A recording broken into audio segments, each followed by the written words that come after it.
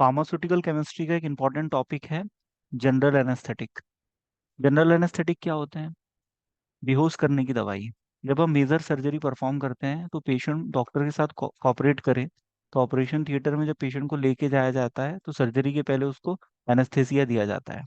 Anaesthesia दो प्रकार का होता है, लोकल और जनरल। लोकल एनेस्थेसिया में बॉडी के किसी लोकलाइज्ड एरिया को डिसेंसिटाइज किया जाता है जिससे पेन के एहसास को कम किया जा सके। और जो जनरल एनेस्थेटिक होते हैं उससे पेशेंट बेहोश हो जाता है, पेशेंट को का मेमोरी लॉस हो जाता है, पेशेंट के बॉडी का कोई भी पार्ट काम नहीं करता, वो फुल्ली अनकॉन्शियस हो जाता है। तो उसको 10 15 20 मिनट उसके साथ क्या हुआ उसको कुछ पता नहीं होता है। तो जो मेजर सर्जरी होती है इसके लिए हम जनरल एनेस्थेसिया यूज करते हैं। तो जनरल एनेस्थेटिक ड्रग्स के एग्जाम्पल है कीटामीन, propofol.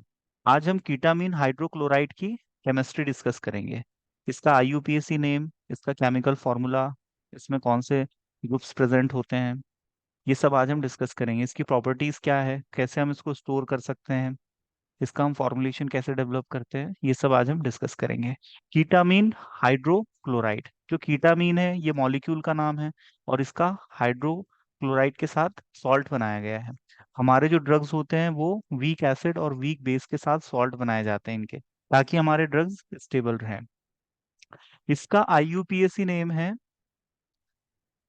To two chloro phenyl, एक मिनट,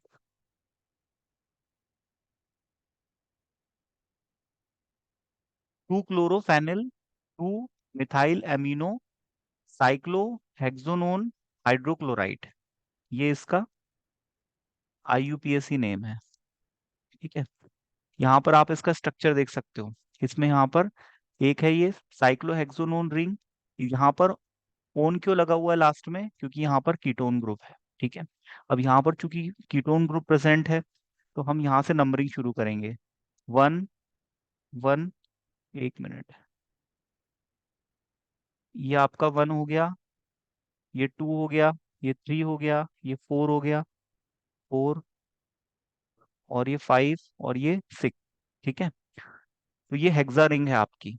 ठीक है। और ये साइक्लिक रिंग है, क्लोज्ड रिंग है, इसमें सिर्फ 6 कार्बन प्रेजेंट है। और ये जो फर्स्ट पोजीशन है यहाँ पर कीटोन ग्रुप लगा हुआ है, इसलिए यहाँ पर लास्ट में ऑन लगा हुआ है। ठीक है। तो साइक्लोहेक्सोनोन। ठीक है। तो इसको हेक्सो क्यों कह रहे हैं? क्योंकि इसमें 6 कार्बन है। ठीक है। हमने इसकी नंबरिंग यहाँ से क्यों की? क्योंकि यहाँ पर कीटोन ग्रुप प्रेजेंट है, तो हम यहाँ से नंबरिंग करेंगे। तो इसकी जो सेकंड पोजीशन है यहाँ पर, एक तो आपका मिथाइल एमीन ग्रुप प्रेजेंट है और दूसरा 2 क्लोरोफिनाइल ग्रुप प्रेजेंट है। इसकी नंबरिंग हम कैसे करेंगे? यहाँ से करेंगे, 1 2 3 4 5 और 6, ये 6 पोजीशन। ठीक है। अब यहाँ पर सेकंड पोजीशन पे दो ग्रुप अटैच है, एक तो मिथाइल एमीन ग्रुप और दूसरा 2 क्लोरोफिनाइल।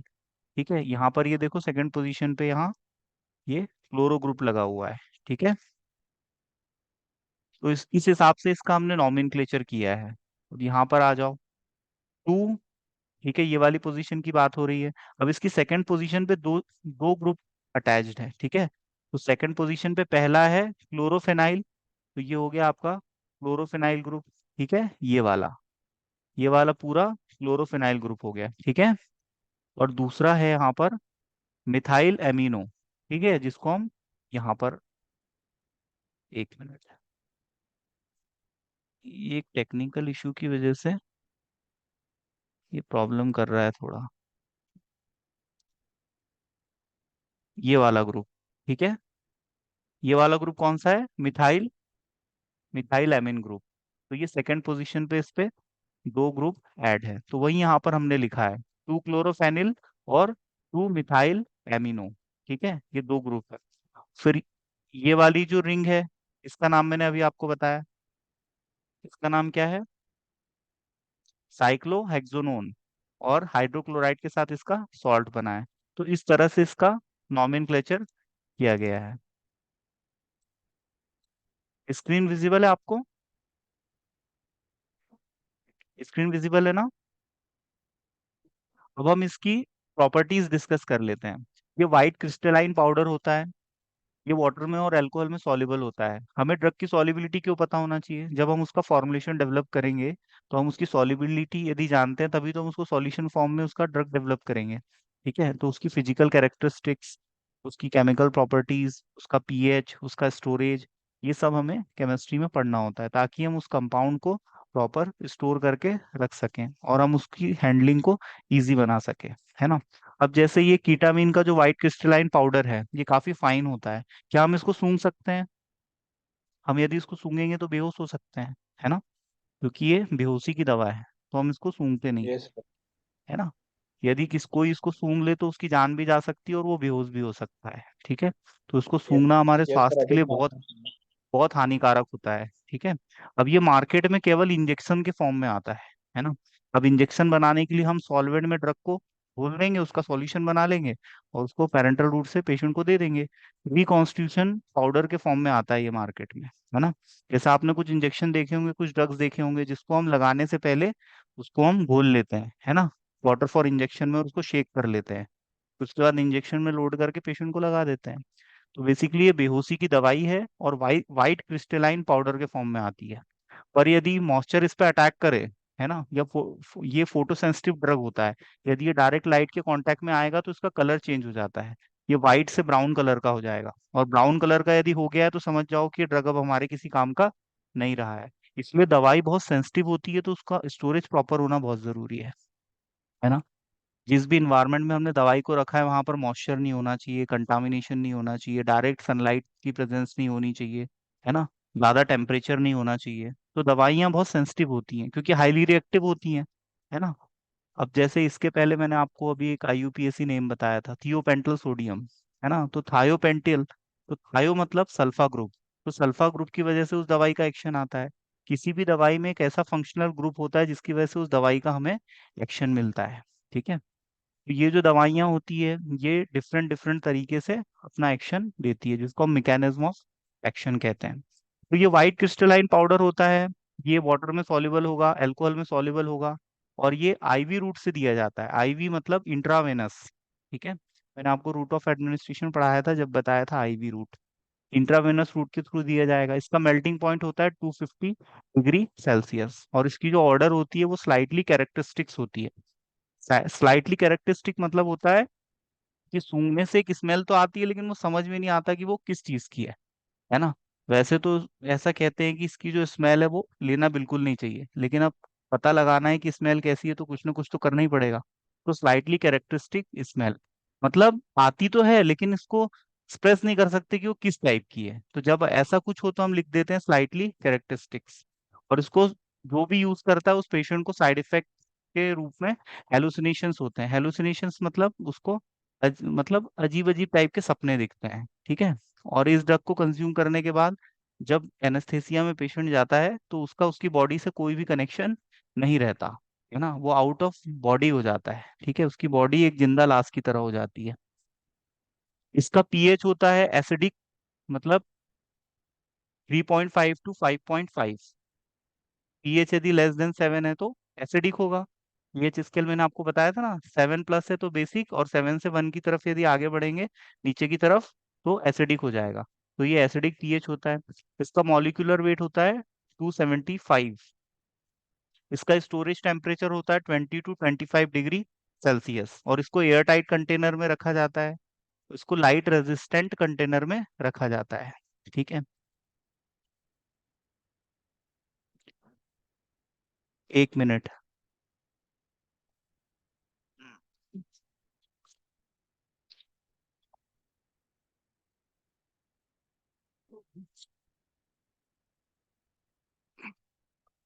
लैपटॉप चार्जिंग पे लगा लूं?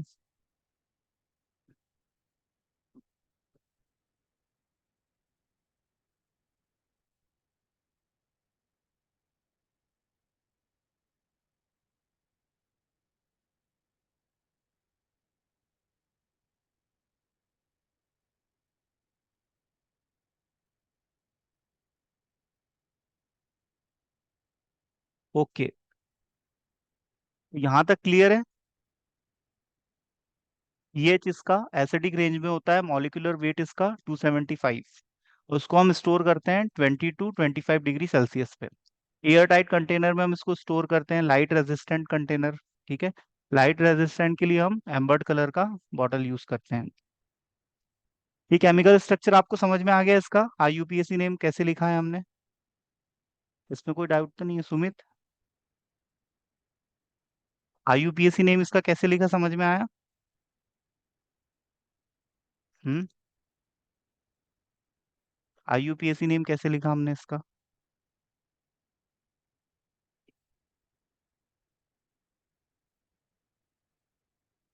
ये है इसका आईयूपीएसी नेम।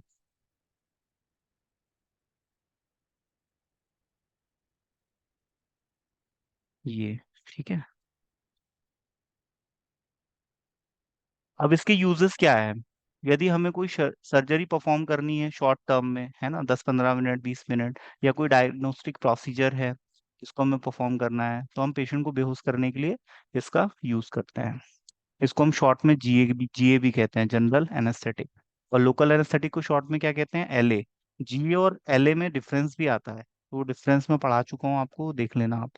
अब ये इसकी फॉर्मुलेशंस जो मार्केट में अवेलेबल है और पॉपुलर है, तो ये इंजेक्शन फॉर्म में आता है। आईपी और बीपी में इस इंजेक्शन को बनाने की रेसिपी दी हुई है। ठीक है।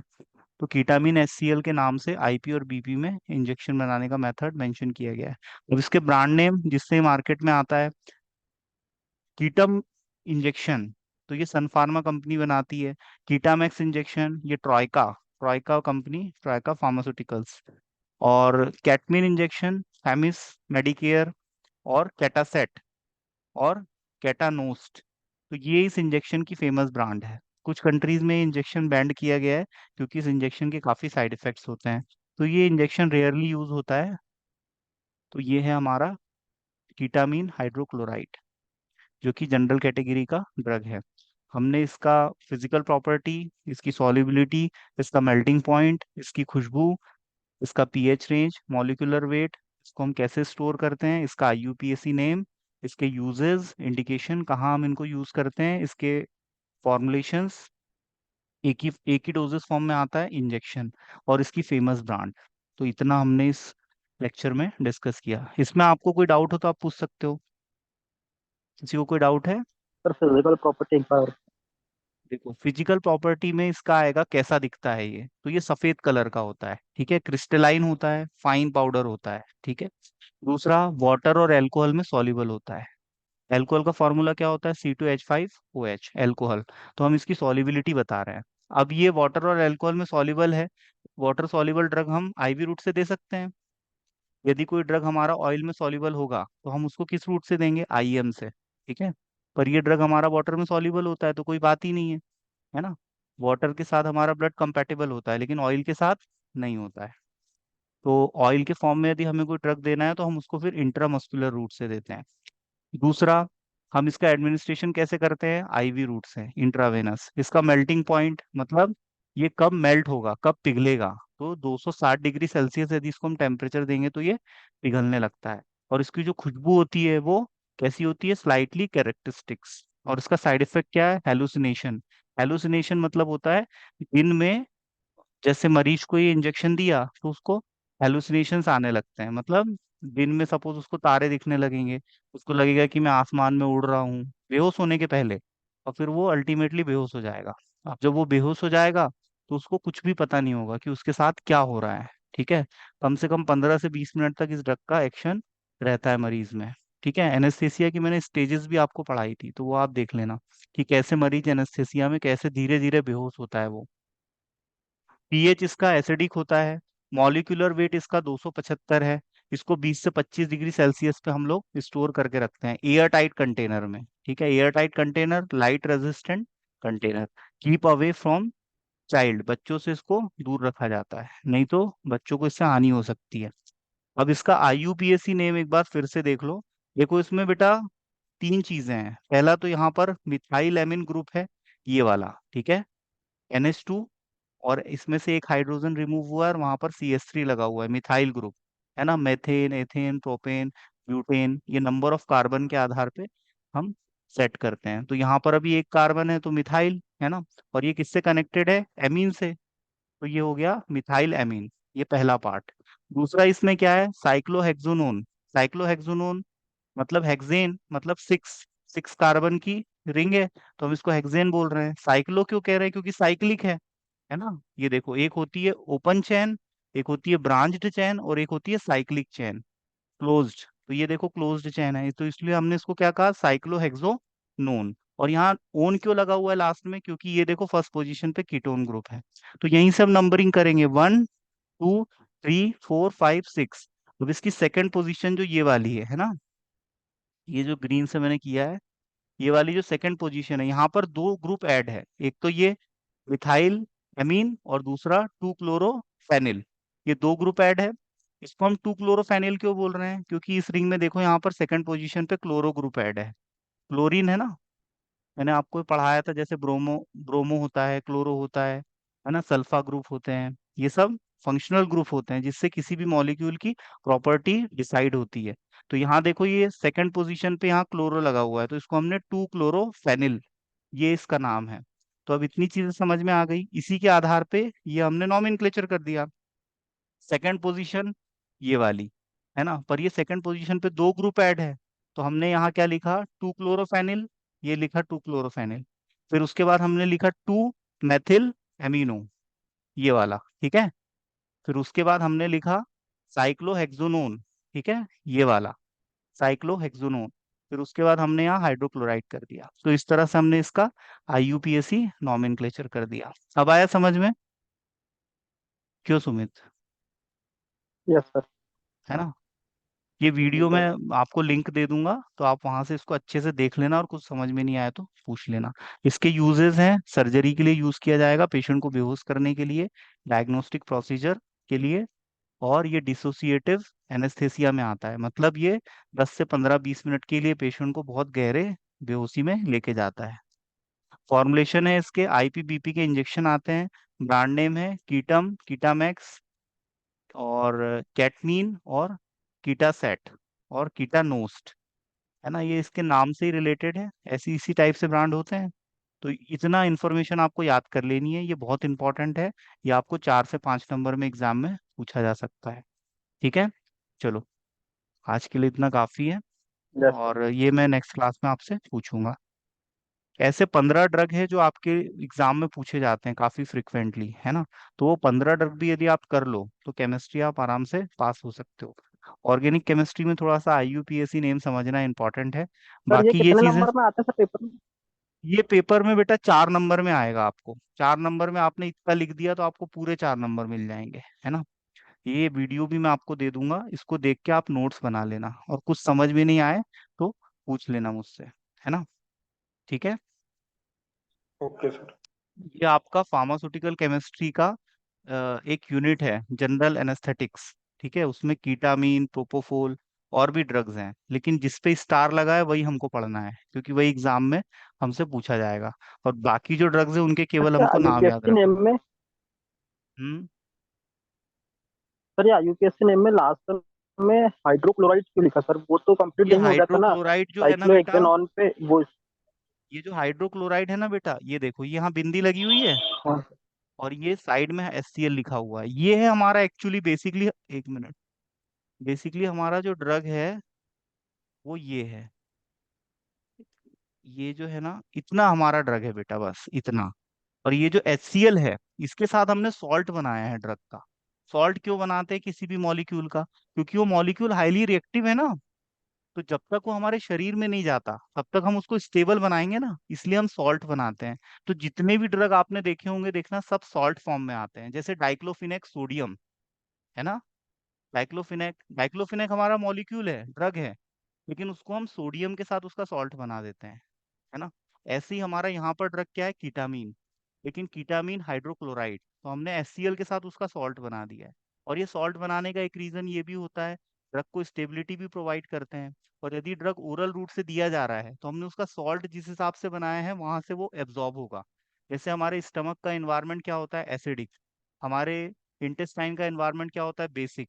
तो हमें ड्रग कहाँ से एब्जॉर्ब कराना है ना, तो उस हिसाब से हम ड्रग का सॉल्ट बनाते हैं। पर ये ड्रग तो हम ओरल रूट से देते ही नहीं है, है ना, ये हम केवल पेरेंटल रूट से देते हैं, तो ये इंजेक्शन फॉर्म में आता है।